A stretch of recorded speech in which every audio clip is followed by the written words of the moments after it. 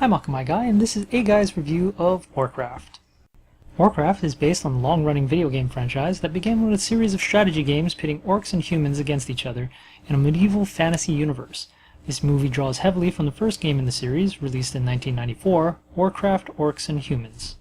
Having destroyed their own world of Draenor, orcs have invaded the world of Azeroth to make a new life for themselves. However, this does not go over well with the human kingdom already there. Although the franchise itself has had over 20 years of lore development, its origins were fairly mundane, and this film suffers from those storytelling roots. It's basic fantasy fare, which is enough to get these opposing forces to the battlefield, but there's not much more to it other than a couple of questionable side plots that don't add much to the proceedings. The orcs, however, are given a great deal of attention in an effort to humanize their monstrous appearances and make audiences care about both sides of the conflict.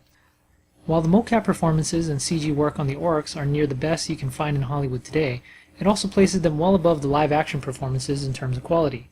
Performances on the human side of the conflict range from bland to odd, with the exception of Travis Fimmel playing the lead character of Lothar. He seemed to be the only one putting in a real effort to elevate the generally poor dialogue. This contrast problem is also seen between the CG and real scenes in the movie. There are many fantastical establishing shots which then cut to sound stages, similar to what you might find in lower-budget television.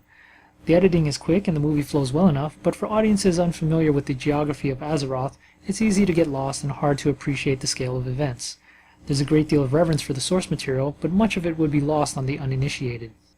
For genre fans not familiar with the games, the film is still entertaining as spectacle, but don't go in expecting Tolkien or trying to take the material too seriously. For fans of the Warcraft franchise, this film is a near-perfect representation of the game in live action, but unfortunately it never quite reaches a point where it feels like a complete world, such as Middle-earth or Westeros. A Guy reviews have a 4-point scale looking at story, characters, production, and overall impact. A 4 is impressive, 3 good, 2 acceptable, 1 mediocre, and a 0 is offensively bad.